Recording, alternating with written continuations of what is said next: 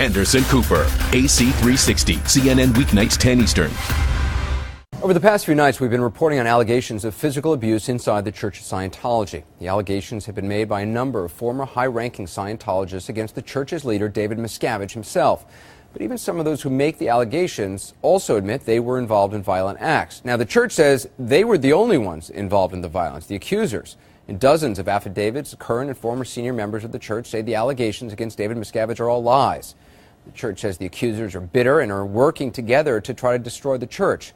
The accusers, some of whom still consider themselves Scientologists, say they don't want to destroy the church, just change the leadership.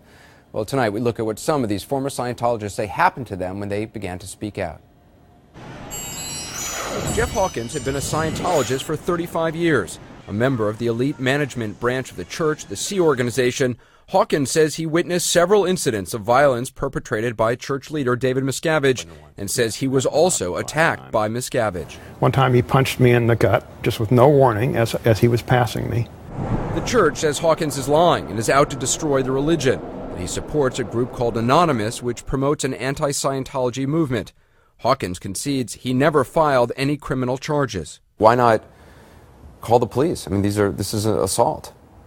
It would never have occurred to me. It would never have occurred to you to call the police? In fact, if the police had shown up and said, "We heard that he beat you up," I would have said, no, I just fell down the stairs or something. It's like the battered wife. You know, the police show up and say, "Why are you all bruised?" And she said, "Well, I just fell down the stairs." She defends the husband. And so people who believe in the religion, people who have dedicated their lives to it and want to stay in it, put up with it. They're not going to say anything. They're not going to say anything. Though he says he had a lot of trying times in the church, Hawkins says leaving Scientology in 2005 was a very difficult decision. It is very hard to leave, and that's why people don't, and why they tend to toe the line, because here I was, 58 years old when I left. I had no money. I had no job. I didn't know anybody outside of Scientology. I had no friends. And you left your wife? And I had to leave my wife. In fact, we never even discussed it. She was presented with divorce papers. She signed them. I was presented with them. I signed them. And we haven't spoken since. That's extraordinary. Yeah. Hawkins says he was declared a suppressive person, a church term for an enemy of Scientology or its principles. He says the church has a policy called disconnection, which pressures church members to cut off all ties with anyone declared suppressive. The church denies that families are separated like this, that people are told not to call other people who have left the church. They're always separated. If you have a family member who has been declared suppressive or who has been critical of the church, you cannot contact them if you're a Scientologist. If your son, daughter, father, mother has left the church and is critical or anything like that, you cannot talk to them, period. He says that when he was declared a suppressive person, that was the last time you were allowed communication with each other. That is a lie. That is an absolute, utter, total lie. Catherine Fraser was Jeff Hawkins' wife. She continues to hold a senior role in the Sea Organization. He paid for the divorce. He knew exactly what was happening. This is astonishing. He is a liar to the core. That is so not what happened. Catherine Bernardini says she was never told to disconnect from her ex-husband, Mike Rinder, the church's former spokesman who left in 2007. You're saying there is no policy of disconnection? No. Well, absolutely I did not at all disconnect from him. He was never told that. I said no.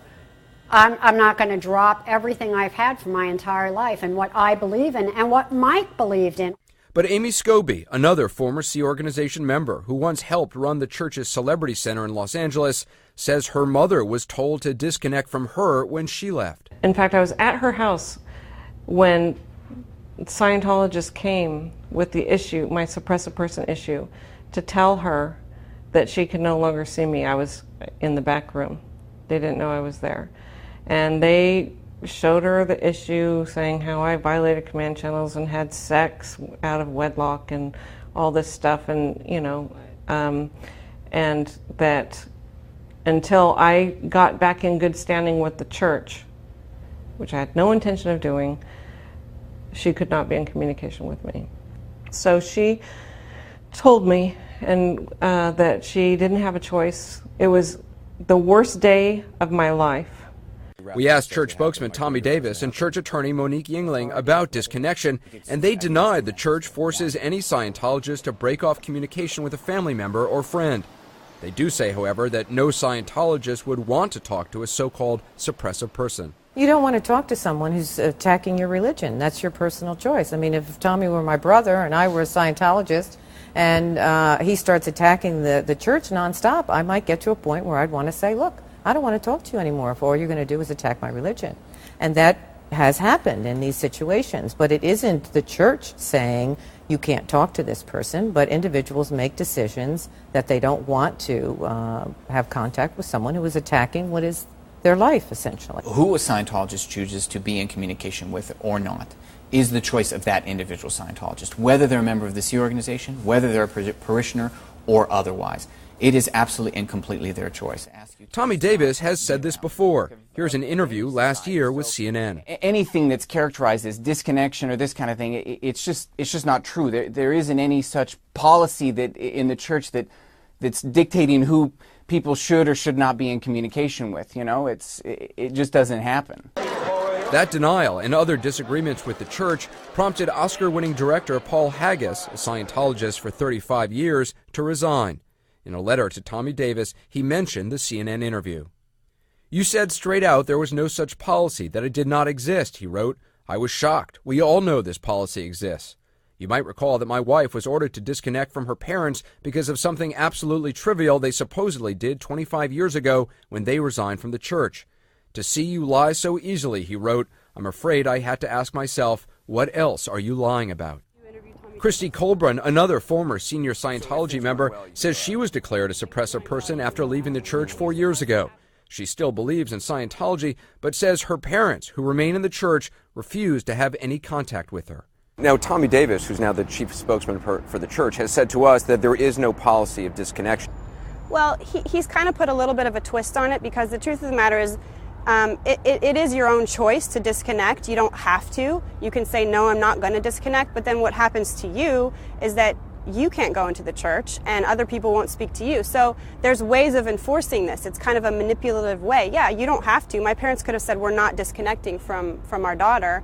And then, you know, they would have had the repercussions of it from the rest of the Scientologists, and they want to have something to do with this organization, that their spiritual salvation is at risk, and they don't want to lose that. They don't want to lose maybe their jobs if they're working for a Scientologist. So they decide, well, I'm not going to go there. I'm just going to follow, you know, the orders and the commands and the things I'm being told to do so that I can not have my life messed up. Despite being labeled liars and being cut off from family members and friends, Christy and many other former Scientologists who have now come forward to tell their stories say they do not want to destroy the church. Their problem, they say, is with the man who runs it, David Miscavige. Over the course of several months, we have repeatedly asked the church for an interview with Mr. Miscavige, but he has declined. Well, over the last few days, we've heard the allegations and counter-allegations of violent incidents among the current and former senior leadership of the church. Now, without physical evidence, it's impossible to prove who's telling the truth. But the seriousness and similarity of those allegations also make their stories impossible to ignore. The public's entitled to ask, why has there been no proper police inquiry into what happened inside the Church of Scientology? Once again, we'd like to point out that we've invited leader of Scientology, David Miscavige, to appear on this program to talk about the accusations from the former Scientologist, but through his spokesman, he's declined. That offer, of course, still stands.